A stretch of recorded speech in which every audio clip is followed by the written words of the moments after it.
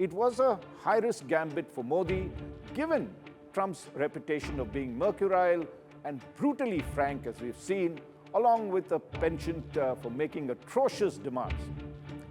But the Indian team had prepared well. Rather than purely focus on trade and tariffs, Prime Minister Modi wanted to use his summit meeting with Trump to dwell on a spectrum of forward-leaning issues that would set the agenda for the relationship for the next 4 years of his term and not just for the next 4 weeks. So even before the two leaders met formally, the Indian team hammered out an agreement with Trump's team on what we could discern as 4 major pillars on which the New Deal would rest. Now, these were major commitments to enhance collaborations in trade, defense, energy, and technology. And the initiative was interestingly given a catchy name. It was called the US-India Compact for the 21st Century. Nothing but the truth. Hello, I'm Raj Chengappa of India Today and your host for Nothing But the Truth.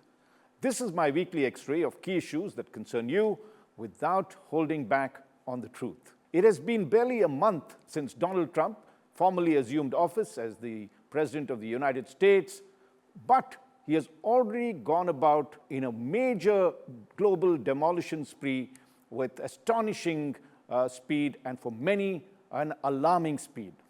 Trump is rapidly dismantling massive parts of his own federal bureaucracy and the idea of what constituted America. Trump has also walked his talk of throwing out illegal immigrants in the US, enforcing his pet peeve of forcing nations trading with America to lower their tariffs significantly and working to bring an end to the big wars in Israel and Ukraine. Amongst all these cataclysmic changes, Indian Prime Minister Narendra Modi proactively engaged with Donald Trump in Washington, D.C. on February 13th. So in this episode of Nothing But the Truth, we will present the inside story of how Prime Minister Modi negotiated a brave new deal with President Trump and analyze whether Modi's high-risk gambit will pay off.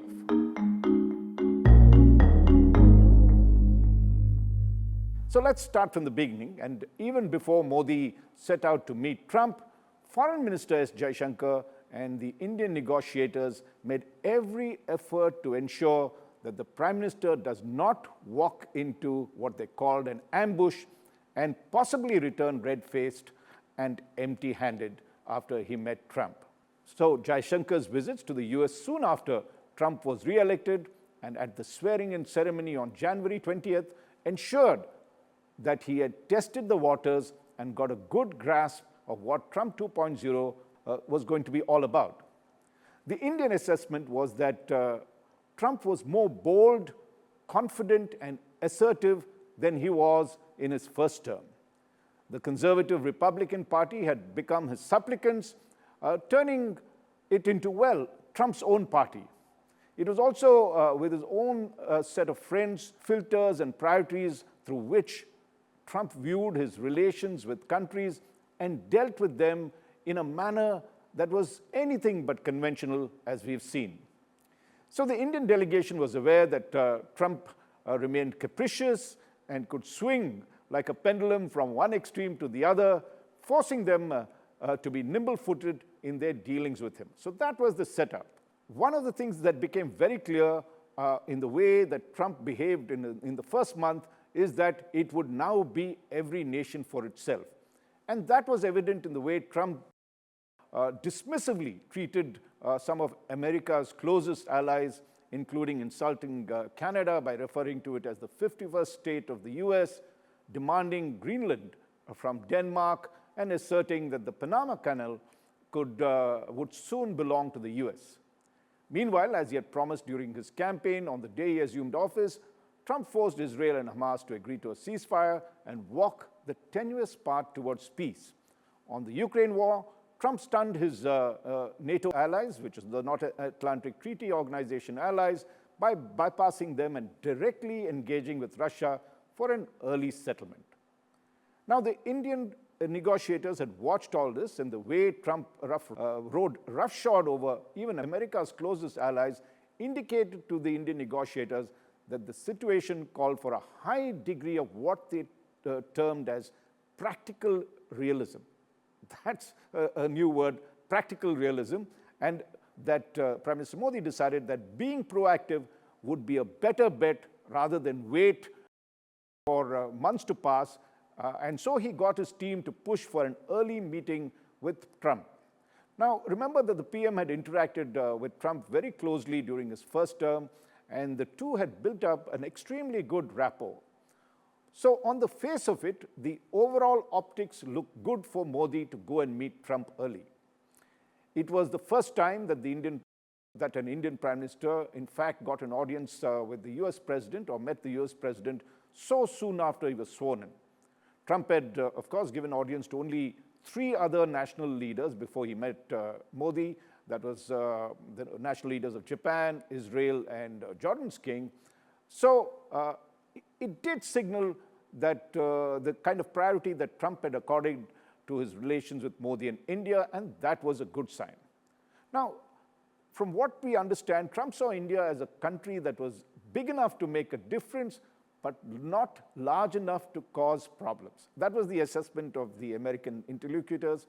And Trump saw value in meeting Prime Minister Modi early, especially if he could strike a trade deal that would reduce the bilateral trade deficit between India and US that had ballooned to $46 billion. Now, if you convert that into Indian rupees, that's close to rupees 4 lakh crore. And this was in India's favor, that they had this deficit working for them. The other priority for Trump was to get Modi to take back verified Indian illegal immigrants in the US without too much fuss. Now there are an estimated 7,25,000 of them, of which 18,000 have exhausted all legal options and are ready for deportation. So it was a high-risk gambit for Modi, given Trump's reputation of being mercurial and brutally frank, as we've seen, along with a penchant for making atrocious demands. But the Indian team had prepared well, utilizing the 2-month transition period between the time Biden and Trump administrations took over and laid the groundwork for a hopefully fruitful partnership. Given Trump's obsession with trade tariffs, the Modi government decided to partially address his demands, and this was used as a staging ground in terms of the meeting with Donald Trump. And in the 2025 union budget, many of the tariffs, US exports to India that Trump had wanted lowered in his first term were reduced. Of course, the Indian Finance Ministry, headed by Nirmala Sitharaman, mentioned that this was a broad-based tariff reduction, not necessarily directed towards the US, but it was pretty clear where the message was meant to go. Now, these included duties on bourbon whiskey, high-end motorcycles, medical devices, and agricultural products like alfalfa hay and dry fruits. The idea was to indicate to Trump that India was conscious of his concerns and was ready to partner with him, and as an expert put it to me, to make good of the drought situation. That softened up Trump, but didn't deter him from piling the pressure on India. Now, 4 days before the Modi-Trump summit, the US deported 104 illegal Indian immigrants on a military aircraft, and photos of them being handcuffed with chained legs created an uproar in Parliament and put the Modi government on the back foot. Then, just an hour before the meeting with Trump on February 13th, Trump announced that he was imposing what he called reciprocal tariffs on all nations that traded with the US. And in that press conference, and remember this is before he met Prime Minister Modi, just 1 hour before he met Prime Minister Modi, he even referred to India as being right on top of the list of abusers in terms of trade, and that India had the highest tariff rates. Now, Trump's drastic move of imposing reciprocal tariffs across the world is reverberating because experts say, has delivered a body blow to the WTO that in the 30 years of its existence had worked towards a fair rule-based trading system, even allowing what they called special and differential treatment for developing countries like India to maintain higher tariffs if needed.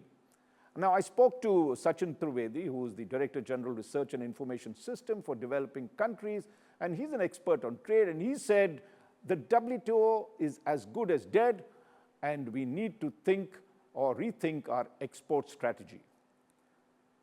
The US interlocutors whom the Indians spoke to brushed aside these provisions that the WTO had as unfair when the Indians talked to them, and pointed out that in 2022, the average Indian tariff rates on US imports was 15.30%, while the average US tariff for Indian imports was 3.83%. And so across the board, the US was at a disadvantage of almost 12% differential in terms of tariff, and that is why they were keen to equalize it and ensure a fair trade. That was the US point of view. The Indian team, of course, was very familiar with such pressure tactics and had factored in its response. So rather than purely focus on trade and tariffs, Prime Minister Modi wanted to use his summit meeting with Trump to dwell on a spectrum of forward-leaning issues that would set the agenda for the relationship for the next 4 years of his term and not just for the next 4 weeks. So even before the two leaders met formally, the Indian team hammered out an agreement with Trump's team on what we could discern as 4 major pillars on which the New Deal would rest. Now, these were major commitments to enhance collaborations in trade, defense, energy, and technology. And the initiative was interestingly given a catchy name. It was called the US-India Compact for the 21st century, and Compact being an acronym for Catalyzing Opportunities for Military Partnership. Keep this in mind, it's going to come up later. Capitalizing opportunities for military partnership, accelerated commerce and technology, and importantly, the two leaders reiterated that it would be a results-driven agenda with initial outcomes by the end of the year to demonstrate trust in each other and the mutual benefits that they could get. So the compact, as it is called, is the big new deal, the bold new deal that they had negotiated. And let me give you a few examples of this deal that has been done. Let's look at trade and tariffs. The Indian side wanted the Americans to define the template they were looking at when it came to trade. Now, was it a revenue template that Trump was interested in, or one focusing on reducing the deficit? Now, the Indian side pointed out to the US side that the imposition of reciprocal tariffs by Donald Trump need not reduce the deficit which India enjoys over the US, though it may expand US revenues because of the higher duties that US is going to charge us with. So what the Indians advocated was a template that focused on reducing the deficit while growing overall trade. So Modi and Trump then agreed to set a bold new goal titled Mission 500, which is aimed at more than doubling the total bilateral trade between India and US to $500 billion by 2030, and that is from the current $194 billion that we have at the moment. And to give India more bargaining space, the two teams agreed to work towards what is called the first tranche of a multi-sector bilateral trade agreement by the fall of 2025, which means essentially September, October 2025. Now, the Indian side had hoped that by committing to a time-bound trade agreement, Trump would make an exception for India when it came to reciprocal tariffs. Remember, Trump had announced that he would go ahead with reciprocal tariffs, and these would come into effect all across the world, all nations trading with the US on April 2nd. India's hopes were dashed when, in an interview days after his meeting with Prime Minister Modi, Trump was clear that he would not make an exception for India. Now, there was calculations done by the State Bank of India's research unit to assess how serious would be the impact to the economy if the US imposed a 20% flat tariff raise based on the reciprocity phenomenon that Trump had wanted. And the study concluded that India would lose 50 basis points to its GDP. That amounted to an annual loss of $19.4 billion, or 10% of India's total trade with the US. That would be the impact, but we need to see what is going to unfurl in the months ahead on this matter. So Indians then went into what they call Plan B, and apparently the Indian side is preparing to put the first tranche of the bilateral trade agreement on a fast track. Their confidence stems from the fact that during Trump's first term, the two sides were close to signing what they called an early harvest trade deal before the COVID outbreak stopped the entire effort. Now with Donald Trump back in the saddle, India hopes to pick up where they left off and clinch a partial deal before the reciprocal tariffs kick off. But let's be clear, it's going to be a tough ask and is likely to put the relationship under severe strain once the reciprocal tariff starts. The other priority for Trump was, as I had mentioned earlier, to get Modi to take back verified Indian illegal immigrants in the US without too much fuss. And as I had mentioned, there were something like 18,000 of them already verified and are ready for deportation. Now, Prime Minister Modi agreed to take back all illegal immigrants who had been verified as Indian citizens, but in return, India pushed the US to agree what is called a secure mobility framework. This is the jargon used to ensure or facilitate appropriate visas for the over 300,000 or 3 lakh students who contribute close to $8 billion to the US economy annually, and for almost close to 500,000 professionals who form the backbone of America's information technology industry. So on the legal immigration front, Prime Minister Modi pushed President Donald Trump to ensure that there was a secure framework, while even as he agreed to take back all the verified illegal Indian immigrants. Now, they also turned what was a clear negative into a positive force by getting the US to agree to jointly destroy the ecosystem that enables illegal immigration to happen, and all of us should be concerned by that, and these include drug runners and terrorist backers.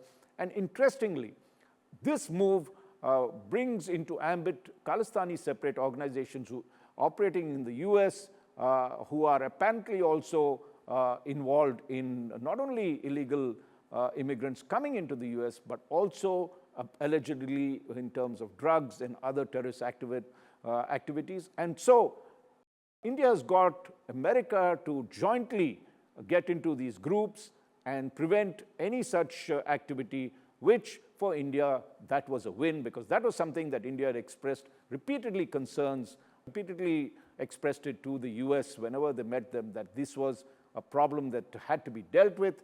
So they turned, there is a negative, of course. Let's not forget that when so many thousands of people come back to India, on an average earlier there was about 1,000 illegal immigrants being flown back to India, but you can imagine when 18,000 people are coming, the number of flights that would be coming in and out. Prime Minister Modi will have to, and his government will have to be concerned about the numbers and the kind of damage that might do to India-US relations. But of course, let's be very clear, no one supports illegal immigration, and it is time those various gangs that operate in India and the US and elsewhere in the world, that needs to be stopped. Now, it is not that Prime Minister Modi had, no bargaining chips. Now, one of the big bargaining chips that India had with Trump was for India to step up its purchase of US crude oil and liquid natural gas. Now, Trump had hinted at that, and this was especially after Trump announced his catchily phrased policy of drill, baby, drill, to boost oil production in America. Now, currently, the US is India's 6th largest supplier of crude oil and petroleum products, with its share being around $10 billion of the total annual imports of India of $135 billion. In the joint statement that was released after the Modi-Trump summit, India has agreed to establish the United States as a leading supplier of crude oil and liquid natural gas for its requirements.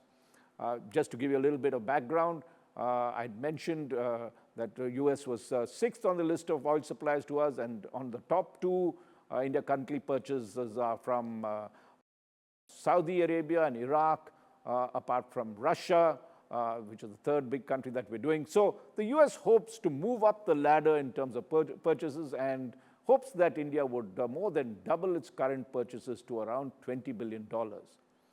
But there is an unstated caveat in that agreement, and India has made it clear that this is subject to competitive pricing and logistics. It doesn't mean that they will blindly import US oil just to make up for the trade deficit. They will insist that US sell oil at a competitive price and ensure that the logistics and everything else is good for India.